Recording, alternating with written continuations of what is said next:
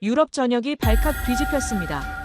한국 기술을 믿을 수 없다며 독자 개발을 고집하던 미국이 불과 사흘 만에 한 통의 보고서 앞에서 멈춰 섰습니다. 명중률 100%, 오차 0.002초. 이 문서는 베를린 국제방위 박람회에서 한국이 전 세계에 공개한 실시간 시연 결과였습니다. 자국 시스템 개발에만 20조 원을 쏟아부은 미국과 함께 전 세계 32개국이 요격에 실패한 바로 그 결과. 워싱턴은 처음엔 이를 과장 광고로 치부했습니다. 하지만 통신이 끊긴 상황에서도 AI 스스로 판단해 100% 요격에 성공했다는 분석 자료가 나오자 상황은 급반전됐습니다. 한국 기술에 의존할 수 없다던 무리한 주장, 독자 개발만을 고집하고 동맹 기술 거부까지. 대체 대한민국에서 무슨 일이 있었던 겁니까? 그럼 지금 바로 시작합니다. 요격 명령이 떨어졌습니다. 12발의 미사일이 발사됐죠. 결과는 전부 빗나갔습니다. 명중률 0%였습니다. 불가능한 일이었습니다. 30년 된 방공 시스템이 한순간에 무용지물이 됐습니다. 관제소는 패닉 상태였죠. 그때 누군가 외쳤습니다. 저것들이 대체 뭡니까? 저는 마이클 스톤입니다. 영국 출신 국제개발 전문가죠. 30년 동안 전 세계 분쟁 지역과 재난 현장을 누볐습니다. UN 자문위원으로도 활동했고요. 위기 상황이라면 웬만큼 다 겪어봤다고 자부했습니다. 하지만 그날만큼은 달랐습니다. 2025년 3월 14일 오전 9시 17분. 제가 목격한 건 단순한 위기가 아니었습니다. 인류 역사상 전례 없는 공포였죠. 그날 아침 저는 런던 히드로 공항 관제소에 있었습니다. 국제항공안전회의 참석차 들른 참이었죠. 커피를 마시며 데이터 리포트를 검토하고 있었습니다. 그런데 갑자기 경보음이 울렸습니다. 처음엔 단순 오류라고 생각했죠. 하지만 아니었습니다. 스크린 하나가 빨갛게 변했습니다. 그 다음엔 2개가 더 변했죠. 그리고 10초도 안 돼서 관제소 전체 화면이 붉은 빛으로 물들었습니다. 관제사들이 미친 듯이 키보드를 두들겼습니다. 소용없었습니다. 통신이 끊겼습니다. 레이더 신호가 사라졌죠. GPS 좌표가 증발했습니다.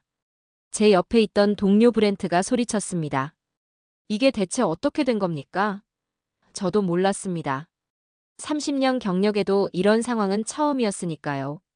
그때 본부에서 긴급 보고가 들어왔습니다. 파리 샤를 드골 공항도 마비됐다는 겁니다. 3분 뒤엔 뉴욕 존 F 케네디 공항이 폐쇄됐습니다. 5분 뒤엔 도쿄 나리타 공항도 멈췄죠. 패턴이 보였습니까? 아니었습니다. 무작위였습니다. 예측 불가능했죠. 8분 만에 전 세계 737개 공항이 동시에 침묵했습니다. 하늘 위엔 수천 대의 항공기가 떠 있었습니다. 그들은 어디로 가야 합니까? 착륙할 곳이 없었습니다. 연료는 한정돼 있었죠. 관제소는 아비규환이었습니다. 누군가 울부짖었습니다. 승객들을 어떻게 합니까? 답할 사람이 없었습니다. 경제 전문가들이 급히 피해 규모를 계산했습니다. 결과는 충격적이었죠. 단 하루 손실액이 12조 달러를 넘었습니다. 세계 경제가 멈춰버렸습니다. 그리고 더 끔찍한 보고가 들어왔습니다. 국제 항로 상공에서 정체불명 비행체가 포착됐다는 겁니다. 개수는 수백 대였습니다. 크기는 작았지만 속도가 엄청났죠. 시속 500km가 넘었습니다. 각국 방공망이 즉시 반응했습니다. 미국이 먼저 요격 명령을 내렸죠. F-16 전투기 8대가 긴급 발진했습니다. 유럽도 움직였습니다. 타이푼 전투기들이 이륙했죠. 결과는 처참했습니다. 발사된 미사일 32발 중 명중한 건 단 하나도 없었습니다. 0%였습니다. 레이더엔 분명히 표적이 잡혔는데 미사일은 전부 허공을 찔렀죠. 조종사들이 무전으로 외쳤습니다. 시야에 아무것도 없습니다. 어떻게 이럴 수가 있습니까? 레이더는 거짓말을 하지 않습니다. 그런데 눈으론 보이지 않는다는 겁니까? 관제소 분위기가 얼어붙었습니다. 브렌트가 제 팔을 잡았습니다. 손이 차갑게 식어 있었죠. 그가 떨리는 목소리로 물었습니다. 마이클, 이건 전쟁입니까? 저는 고개를 저었습니다. 전쟁이라면 적이 있어야 하는데 적이 보이지 않았으니까요. 그저 하늘 위에 정체불명의 그림자들만 떠돌았습니다. 바로 그때였습니다. 통신센터에서 한 엔지니어가 소리쳤습니다. 데이터 로그에 뭔가 있습니다. 모두가 그쪽으로 달려갔죠. 화면엔 수많은 코드가 흘러내리고 있었습니다. 그 중에서 브렌트가 하나를 발견했습니다. 낯선 신호 패턴이었죠. 그리고 그 안에 박혀있는 문자열을 봤을 때 관제소는 다시 한번 침묵에 빠졌습니다. KR 디펜스 AI 노드 넘버 카이든. 한국발 방어체계 신호였습니다. 저는 그 순간을 잊을 수 없습니다. 30년 동안 쌓아온 모든 경험과 지식이 한순간에 무너졌죠. 제가 아는 세계는 끝났습니다. 새로운 시대가 시작됐습니다. 그리고 그 시작은 한국에서 왔습니다. 그로부터 일주일 뒤 저는 한국행 비행기에 몸을 실었습니다. 브렌트가 미 국방부 자문단 자격으로 초청을 받았고 저도 동행하게 됐죠. 목적지는 남해 연안 테스트장이었습니다. 한국 방산 업체가 그곳에서 뭔가를 보여주겠다고 했습니다. 카이든이라는 시스템이었죠. 그 이름을 들었을 때 저는 히드로 관제소에서 봤던 그 코드를 떠올렸습니다. KR 디펜스 AI 노드 넘버 카이든. 바로 그것이었습니다. 비행기 안에서 브렌트가 물었습니다. 마이클, 당신은 믿습니까? AI가 전투를 대신한다는 걸? 저는 웃음을 삼켰습니다. 솔직히 말하면 반신반의였죠. 30년 동안 수많은 군사 기술을 봤지만 AI가 인간의 판단을 대체한다는 건 상상하기 어려웠습니다. 전쟁은 기계가 아니라 인간이 하는 것이니까요. 인천공항에 도착했을 때는 이미 해가 저물고 있었습니다. 공항 밖으로 나서자 차가운 바람이 얼굴을 스쳤죠. 안내를 맡은 한국 측 담당자가 우리를 맞이했습니다. 말수가 적은 사람이었습니다. 내일 오전 9시에 출발합니다라는 짧은 말만 남기고 호텔로 안내했죠. 저는 그날 밤 잠을 제대로 이루지 못했습니다. 머릿속에서 계속 그 신호가 맴돌았습니다. KR 디펜스 AI 노드 넘버 카이든. 다음 날 아침 우리는 남해로 향했습니다. 차로 4시간을 달렸죠. 창밖으론 푸른 바다가 끝없이 펼쳐졌습니다. 테스트장에 도착했을 때는 정오가 조금 넘었습니다. 생각보다 작은 규모였습니다.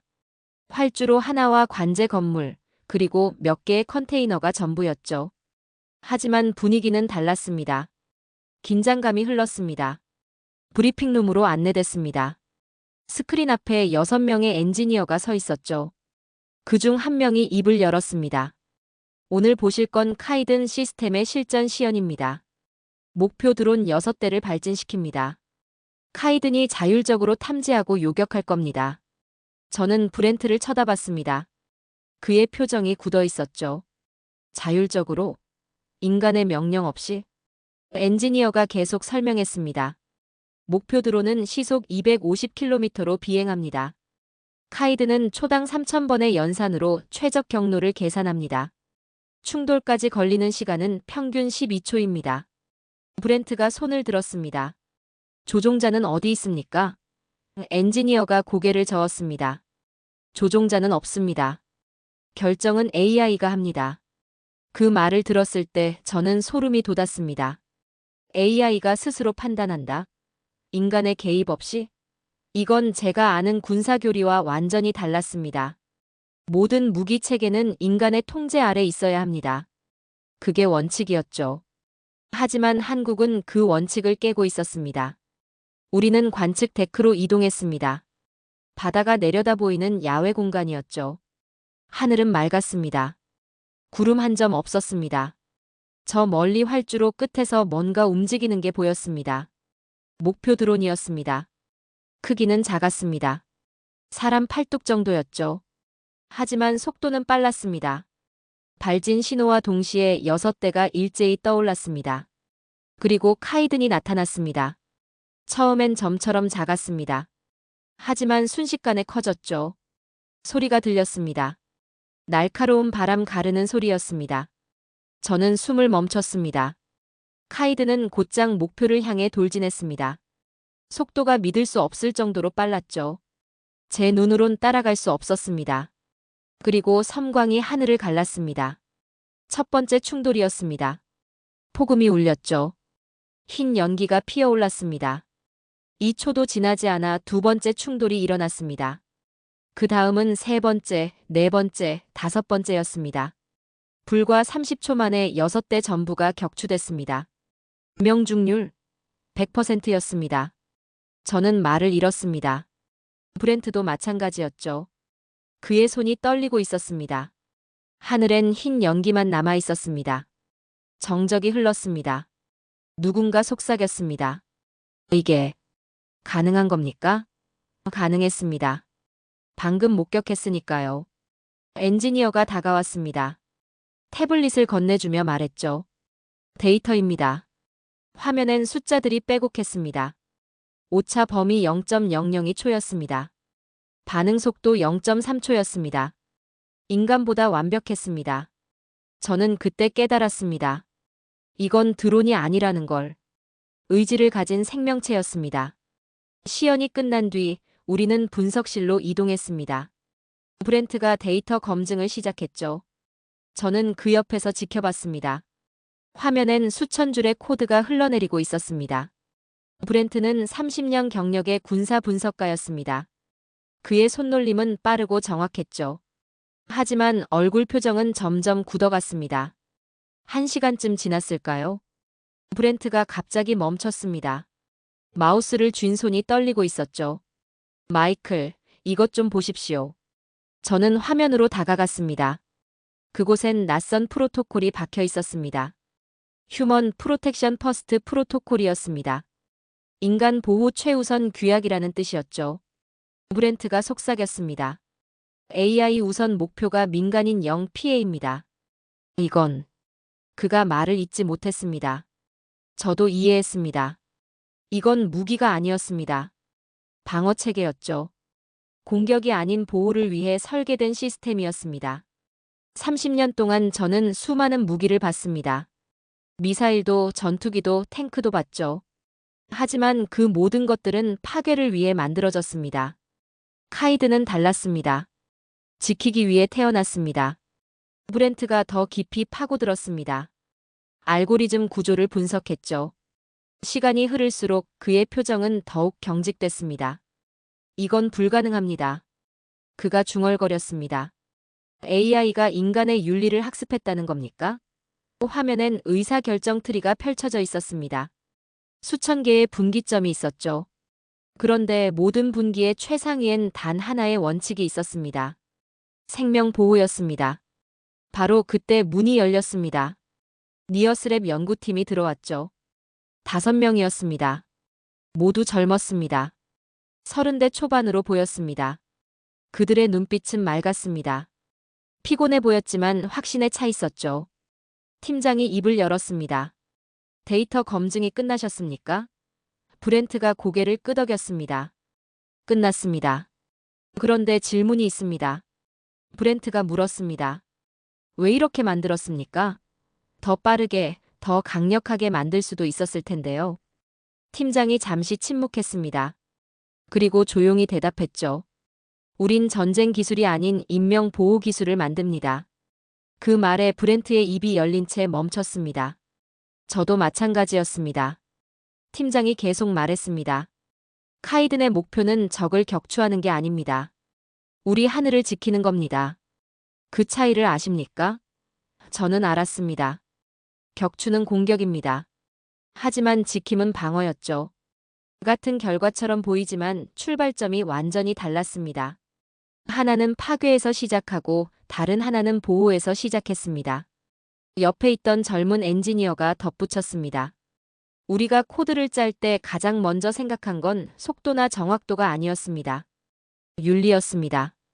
AI가 판단할 때 인간의 생명을 최우선으로 두도록 설계했죠. 그의 목소리는 조용했지만 확신이 있었습니다. 저는 그들의 눈을 들여다봤습니다. 그곳엔 냉소가 없었습니다. 오직 신념만이 있었죠. 브렌트가 의자에 깊숙이 몸을 기댔습니다. 저는 30년 동안 무기를 연구했습니다. 그가 천천히 말했습니다. 오늘 처음 평화를 봅니다. 그 말이 연구실을 채웠습니다. 아무도 대꾸하지 않았습니다. 할 말이 없었죠. 브렌트의 말이 모든 걸 설명했으니까요. 저는 창문으로 다가갔습니다. 밖에선 태극기가 펄럭이고 있었습니다. 바람에 흔들리는 깃발을 보며 문득 깨달았습니다. 이 나라는 전쟁을 위해 기술을 만들지 않았습니다. 평화를 위해 만들었죠. 그 차이가 모든 걸 바꿨습니다.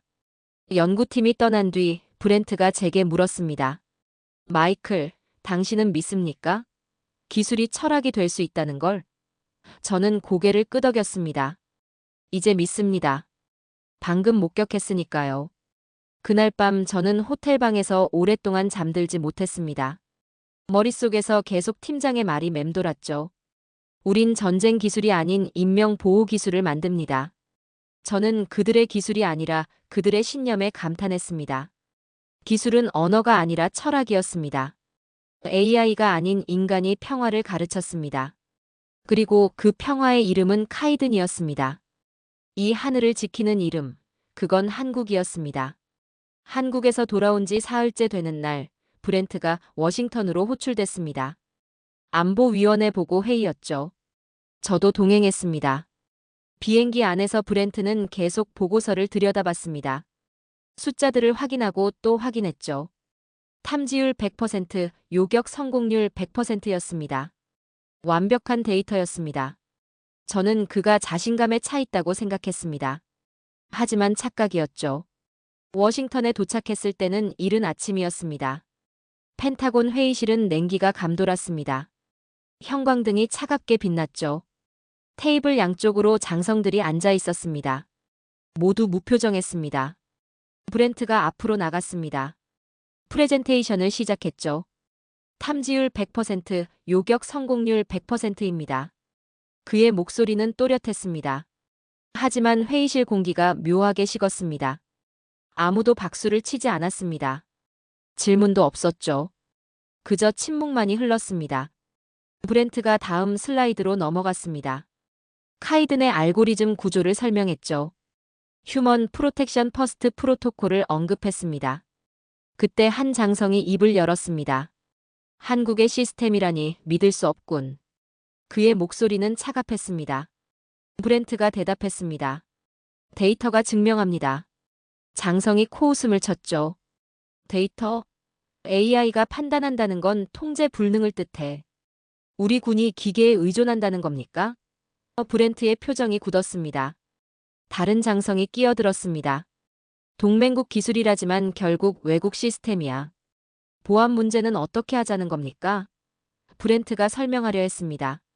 소스 코드는 모두 공개돼 있습니다. 검증 가능합니다. 하지만 장성은 고개를 저었습니다. 공개됐다고 해서 안전한 건 아니지. 저는 그 순간 깨달았습니다. 이건 기술 논쟁이 아니었습니다. 정치였죠. 그들은 데이터를 보지 않았습니다. 한국이라는 이름만 봤습니다. 브렌트는 처음으로 두려움이 논리로 포장되는 걸 목격했습니다. 사실보다 체면을 택하는 순간이었죠. 회의가 끝난 뒤 복도에서 방산업계 대표들을 마주쳤습니다. 그들은 노골적이었습니다. 한 대표가 브렌트에게 다가왔죠. 레드캡 말입니다. 독점 규정 위반 아닙니까? 브렌트가 되물었습니다. 무슨 말씀입니까? 대표가 비웃었습니다. 한국 기술이 들어오면 우리는 설 자리가 없어요. 그건 시장 질서를 무너뜨리는 겁니다. 저는 어이가 없었습니다. 시장 질서? 생명을 지키는 기술 앞에서 시장 질서를 말합니까? 하지만 그들은 진지했습니다. 이익이 걸려 있었으니까요. 브렌트는 아무 말도 하지 않았습니다. 그저 고개를 숙인 채 걸어갔죠. 그날 밤 브렌트는 연구실로 돌아갔습니다. 저도 따라갔죠. 그는 책상 앞에 앉아 카이든 시연 영상을 다시 재생했습니다. 화면 속에서 드론이 목표를 향해 돌진했습니다. 섬광이 하늘을 가르며 터졌죠. 완벽한 명중이었습니다. 브렌트가 중얼거렸습니다. 내가 믿는 건 데이터였다. 하지만 그 데이터가 정치보다 약했다. 저는 그의 옆에 앉았습니다. 커피를 건넸죠. 브렌트가 받았지만 마시지 않았습니다. 손끝에서 컵이 미세하게 떨렸습니다. 마이클, 저는 애국자입니다. 그가 말했습니다. 하지만 진실은 국경이 없습니다. 그걸 인정하는 게 왜 이렇게 어렵습니까? 저는 대답할 수 없었습니다. 시간이 흘렀습니다. 자정이 넘었죠. 브렌트는 계속 영상을 돌렸습니다. 10번도 넘게 봤습니다. 그러다 갑자기 영상을 멈췄습니다. 화면을 확대했죠. 특정 구간을 반복 재생했습니다. 저는 무엇을 보는지 몰랐습니다. 하지만 브렌트는 알았습니다. 마이클, 이것 좀 보십시오. 그가 가리킨 곳엔 데이터 로그가 떠 있었습니다. AI 재결정 알고리즘이었죠. 시연 중 목표 드론 하나가 예상 경로를 벗어났습니다. 인간이라면 당황했을 상황이었죠. 하지만 카이드는 0.2초 만에 새로운 경로를 계산했습니다. 인간 명령보다 빠르게 반응했습니다. 스스로 판단했습니다. 브렌트가 속삭였습니다. 이건 통제가 아니라 진화다. 저는 그 말의 의미를 이해했습니다. 카이드는 단순히 프로그램된 대로 움직이는 게 아니었습니다. 상황을 학습하고 적응했죠. 인간을 넘어선 순간이었습니다.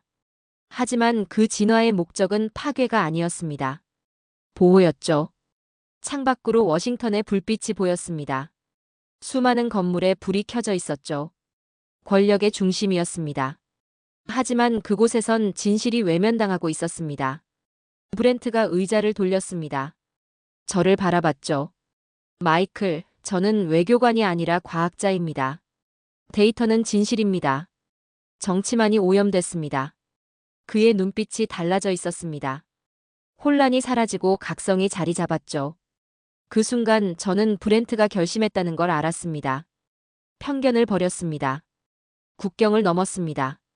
그가 본 건 위험이 아니라 희망이었습니다. 브렌트는 비공식 일정으로 다시 한국행을 결정했습니다. 이번엔 기자도 수행원도 없었죠. 오직 저와 단둘이었습니다. 인천공항에 내렸을 때 브렌트가 말했습니다. 이제 숫자가 아니라 사람을 보러 간다. 저는 그 말의 무게를 느꼈습니다. 데이터는 진실을 보여줬습니다. 하지만 그 뒤에 숨은 마음까지는 보여주지 못했죠. 니어스랩 연구소는 서울 외곽에 있었습니다. 생각보다 작은 건물이었습니다. 화려하지도 않았죠. 하지만 안으로 들어서자 분위기가 달랐습니다. 복도엔 회로판과 공구가 널려 있었습니다. 엔지니어들이 셔츠 소매를 걷어붙이고 땀을 흘리며 작업하고 있었죠. 에어컨이 돌아가고 있었지만 실내 온도는 높았습니다. 집중하느라 더위를 느끼지 못하는 것 같았습니다. 한 엔지니어가 우리를 발견하고 고개를 들었습니다. 이마에 땀방울이 맺혀 있었죠. 미소를 지으며 악수를 청했습니다. 어서 오십시오. 기다렸습니다. 그의 손은 굳은 살이 박혀 있었습니다. 키보드를 두드리느라 생긴 흔적이었죠. 브렌트가 물었습니다. 항상 이렇게 일하십니까? 엔지니어가 웃었습니다. 완벽해질 때까지는 쉴 수 없습니다. 연구실 안쪽으로 안내됐습니다. 중앙엔 큰 테이블이 있었고 그 위엔 카이든의 코어가 놓여 있었습니다. 생각보다 작았습니다. 어른 손바닥 2개 정도 크기였죠. 하지만 그 안엔 수천만 줄의 코드가 들어 있었습니다. 팀장이 설명을 시작했습니다. 오늘은 코어를 해체해서 보여드리겠습니다. 직접 확인하십시오. 브렌트의 눈빛이 빛났습니다. 과학자로서 가장 원하던 순간이었죠. 그는 장갑을 끼고 조심스럽게 코어를 들어 올렸습니다. 무게는 가벼웠습니다. 하지만 그 안에 담긴 의미는 무거웠죠. 팀장이 노트북을 열었습니다. 화면엔 소스 코드가 펼쳐졌습니다. 브렌트가 천천히 스크롤을 내렸습니다. 한참을 들여다보던 브렌트가 멈췄습니다. 이건... 그가 말을 잇지 못했습니다. 저도 화면을 들여다봤습니다. 그곳엔 의사결정 모델이 있었습니다. AI가 판단하는 기준이었죠. 놀라운 건 그 기준이 단순히 효율성이 아니라는 점이었습니다. 윤리였습니다. 인간의 윤리를 모방한 알고리즘이었습니다. 브렌트가 물었습니다. 이걸 어떻게 구현했습니까? 팀장이 대답했습니다. 3년이 걸렸습니다. 수천 가지 상황을 시뮬레이션했죠. 모든 경우의 수에서 생명을 최우선으로 두도록 학습시켰습니다. 그의 목소리는 담담했지만 확신이 담겨 있었습니다. 젊은 엔지니어가 옆에서 덧붙였습니다. 우린 전쟁을 이기려는 게 아니라 생명을 지키려는 겁니다. 그 말에 브렌트의 표정이 굳었습니다. 저도 마찬가지였죠. 그 짧은 문장 속에 모든 게 담겨 있었습니다. 목적이 다르면 결과도 달라집니다. 카이드는 죽이기 위해 만들어진 게 아니었습니다. 살리기 위해 태어났습니다. 브렌트가 코어를 내려놓았습니다. 손이 떨리고 있었죠. 이건 단순한 코드가 아니라 철학입니다. 그가 속삭였습니다. 팀장이 고개를 끄덕였습니다. 맞습니다. 기술은 도구입니다. 중요한 건 그 도구를 왜 만드느냐입니다. 연구소를 나서며 저는 창문 너머 하늘을 봤습니다. 푸른 하늘이었습니다. 구름이 천천히 흘러갔죠. 평화로웠습니다. 브렌트가 제 옆에 섰습니다. 그도 하늘을 올려다봤습니다. 이 나라의 하늘은 싸우지 않았다. 단지 지켰을 뿐이다. 그가 말했습니다. 저는 그날 많은 걸 배웠습니다. 기술보다 중요한 건 사람이었습니다. 하드웨어보다 뜨거운 건 그들의 의지였죠. 그들의 눈빛은 군인의 것도 상인의 것도 아니었습니다. 창조자의 눈빛이었습니다. 세상을 더 안전하게 만들려는 사람들의 눈빛이었죠. 연구소를 떠나며 브렌트가 말했습니다. 한국은 기술로 인간을 지키고 있었다. 저는 고개를 끄덕였습니다. 이건 산업이 아니라 신념이었습니다. 한 달 뒤 독일 베를린에서 국제방위기술 박람회가 열렸습니다. 전 세계 방산 전문가들이 모이는 자리였죠. 한국 측에서 카이든의 실시간 시연을 제안했습니다. 공개석상에서 성능을 증명하겠다는 것이었습니다. 브렌트는 망설였습니다. 실패하면 어떻게 합니까? 하지만 한국 팀장은 흔들리지 않았습니다. 실패는 없습니다. 박람회장은 인파로 가득했습니다. 미국, 러시아, 중국, 유럽 각국의 대표들이 참석했죠. 모두가 회의적이었습니다. 한국의 기술을 믿지 않았습니다. 누군가 속삭였습니다. 과장 광고겠지. 저는 그들의 표정을 지켜봤습니다. 냉소가 가득했습니다. 시연장은 야외 공간이었습니다. 넓은 활주로가 펼쳐져 있었죠. 하늘은 맑았습니다. 바람이 거의 없었습니다. 완벽한 조건이었습니다. 대형 스크린이 설치됐습니다. 실시간 데이터를 보여주기 위해서였죠. 관객석엔 수백 명이 앉아 있었습니다. 모든 눈이 한 곳을 향했습니다. 니어스랩 팀장이 마이크를 잡았습니다. 지금부터 카이든 시스템의 실전 시연을 시작합니다. 모에 침입 드론 6대가 발진합니다. 카이든이 자율적으로 대응할 것입니다. 관객석이 술렁였습니다. 자율적이라는 말에 반응한 것이었죠. 신호가 떨어졌습니다. 목표 드론들이 이륙했습니다. 속도는 빨랐습니다. 시속 300km였죠. 예상보다 훨씬 빠른 속도였습니다. 스크린엔 실시간 궤적이 표시됐습니다. 6개의 빨간 점이 움직였죠. 그리고 카이든이 발진했습니다. 파란 점이 화면에 나타났습니다. 처음엔 순조로웠습니다. 카이든이 첫 번째 목표를 향해 돌진했죠. 거리가 좁혀졌습니다. 200m, 100m, 50m. 충돌까지 3초였습니다. 관객들이 숨을 죽였습니다. 저도 마찬가지였죠. 그런데 갑자기 스크린이 깜빡였습니다. 파란 점이 사라졌습니다. 통신이 끊긴 것이었죠. 관제센터에서 급한 목소리가 터져나왔습니다. 신호 상실. AI 응답 없음. 관객석이 웅성거렸습니다. 브렌트가 제 팔을 잡았습니다. 손이 차갑게 식어 있었죠. 팀장이 키보드를 두들겼습니다. 소용없었습니다. 시스템이 멈췄습니다. 누군가 외쳤습니다. 재부팅합니까? 하지만 시간이 없었습니다. 목표 드론은 계속 접근하고 있었죠. 충돌까지 10초도 남지 않았습니다. 관객석의 냉소가 커졌습니다. 역시 허풍이었군. 사방이 정적에 빠졌습니다. AI가 멈췄다는 건 시연 실패를 의미했습니다. 한국의 신뢰도는 바닥으로 떨어질 것이었죠. 브렌트가 중얼거렸습니다. 끝났습니다. 저도 그렇게 생각했습니다. 하지만 틀렸습니다. 4초가 지났습니다. 갑자기 스크린에 파란 점이 다시 나타났습니다. 카이든이 돌아온 것이었죠. 하지만 위치가 달랐습니다. 예상 경로에서 벗어나 있었습니다. 관제센터가 당황했습니다.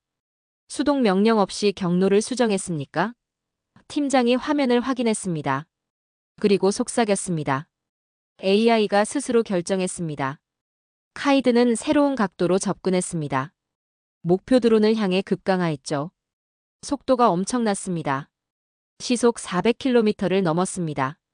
충돌까지 2초였습니다. 1초였습니다. 그리고 섬광이 터졌습니다. 첫 번째 목표가 격추됐습니다. 관객석이 술렁였습니다. 하지만 카이드는 멈추지 않았습니다. 즉시 두 번째 목표로 방향을 틀었죠. 인간의 명령 없이 스스로 판단했습니다. 다시 섬광이 터졌습니다. 두 번째 격추였습니다. 그 다음은 세 번째, 네 번째였습니다. 40초 만에 6대 전부를 격추했습니다. 정적이 흘렀습니다. 아무도 말하지 않았습니다. 스크린엔 최종 데이터가 표시됐습니다. 정확도 99.998%였습니다. 오차 범위 0.002초였습니다. 완벽에 가까웠습니다. 브렌트가 속삭였습니다. AI가 배운 건 싸움이 아니라 지킴이었다. 관객석에서 박수가 터져나왔습니다. 처음엔 몇 명뿐이었습니다. 하지만 점점 커졌죠. 미국 대표가 일어섰습니다. 러시아 대표도 따라 일어섰습니다. 결국 모두가 기립박수를 보냈습니다. 냉소는 사라지고 경애만 남았습니다. 브렌트가 제 손을 잡았습니다. 마이클, 이건 기계의 반응이 아니라 인간의 의지였습니다. 저는 고개를 끄덕였습니다. 통신이 끊겼을 때 카이드는 멈출 수도 있었습니다. 하지만 멈추지 않았죠. 스스로 판단하고 결정했습니다. 그 판단의 기준은 효율이 아니었습니다. 생명 보호였습니다. 그날 저는 깨달았습니다. 한국은 기술을 넘어 철학을 수출하고 있다는 걸.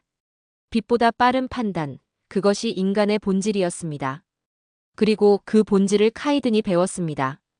저는 그날 한국이 세상을 구하는 걸 봤습니다. 베를린 시연이 끝난 지 12시간도 지나지 않아 세계가 뒤집혔습니다. CNN이 가장 먼저 속보를 냈습니다. AI가 인간보다 빠르게 결단했다는 제목이었죠. BBC가 뒤따랐습니다. NHK도 특집 방송을 편성했습니다. 불과 하루 만에 카이드는 전 세계 뉴스의 헤드라인을 장악했습니다. 브렌트와 저는 호텔방에서 뉴스를 지켜봤습니다. 화면마다 카이든이었습니다. 시연 영상이 반복 재생됐죠. 통신이 끊긴 순간, 그리고 스스로 돌아온 순간이 클로즈업 됐습니다. 한 전문가가 말했습니다. 이건 프로그래밍이 아니라 진화입니다. 다른 전문가가 덧붙였습니다. 방어 패러다임이 완전히 바뀌었습니다. 검색 엔진에서 한국형 자율 방위 시스템이 1위를 차지했습니다. 전 세계 전문가들이 데이터 분석에 착수했죠. 결론은 하나였습니다. 완벽했습니다. 반박할 여지가 없었습니다. 브렌트가 창밖을 바라봤습니다. 세계가 동시에 놀라고 동시에 두려워하고 있습니다. 그가 속삭였습니다. 하지만 미국 내부는 달랐습니다. 논란이 재점화됐죠.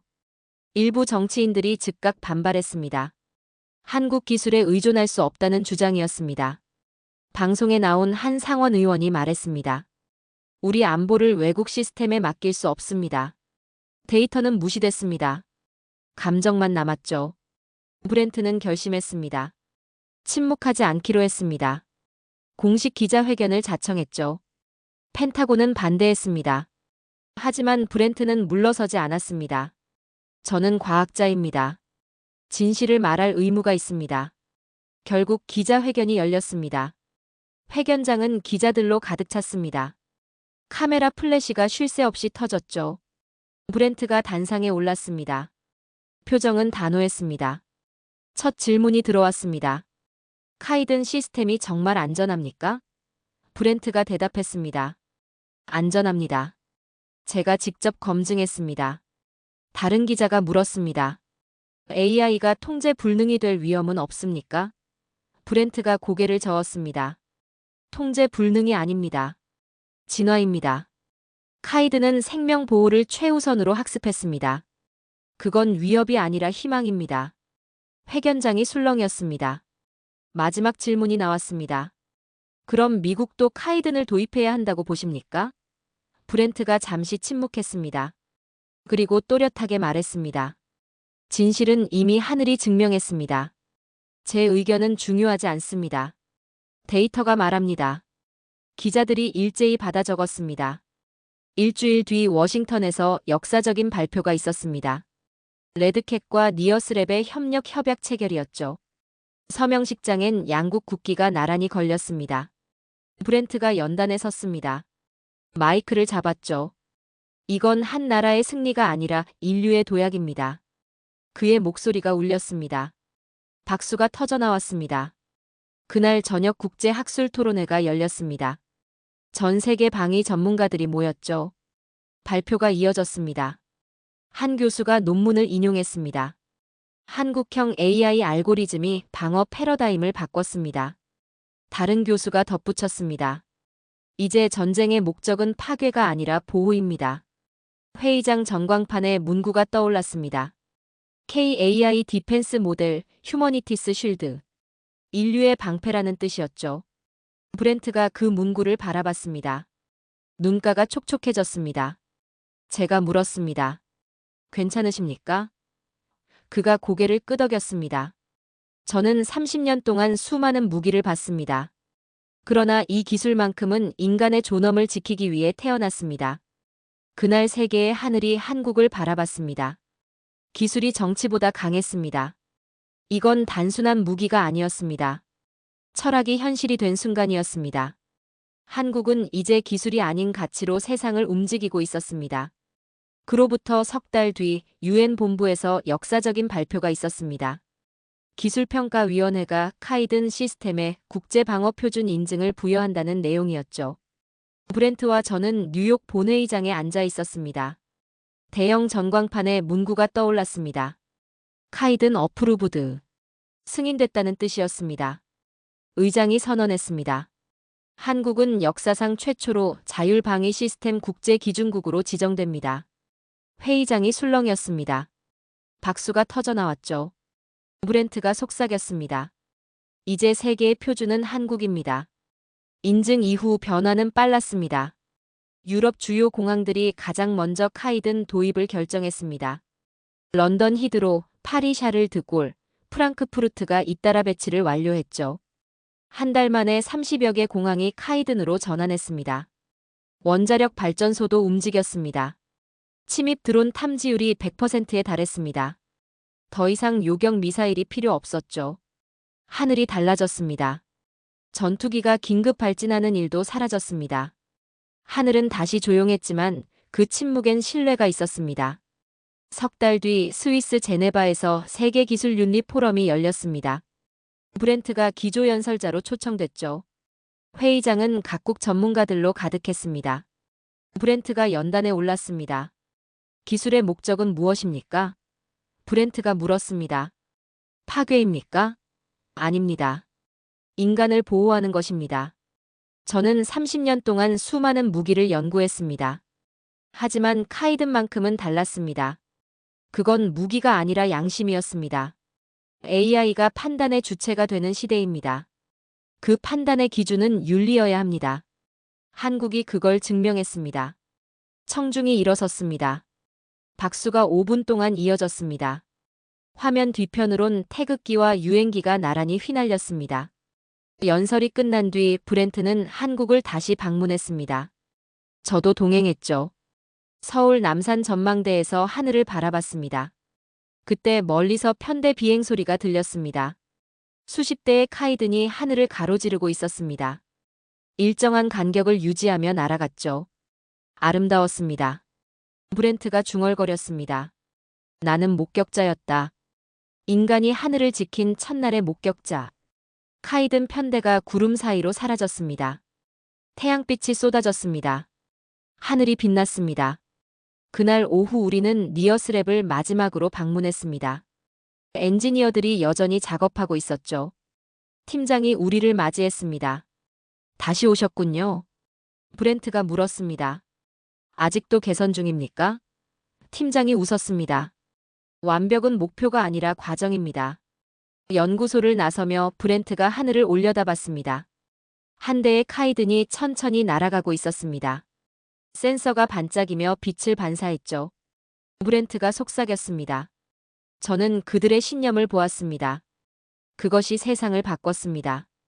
이건 한 나라의 성공이 아니라 인류의 약속이었습니다. 세계를 바꾼 건 총이 아니라 코드였습니다. 그들은 싸움을 멈추게 하는 기술을 만들었습니다. 이제 인류의 하늘엔 한국의 의지가 흐르고 있었습니다. 하늘의 언어, 그건 한국이었습니다. 저는 그날 이후 평화를 믿게 됐습니다.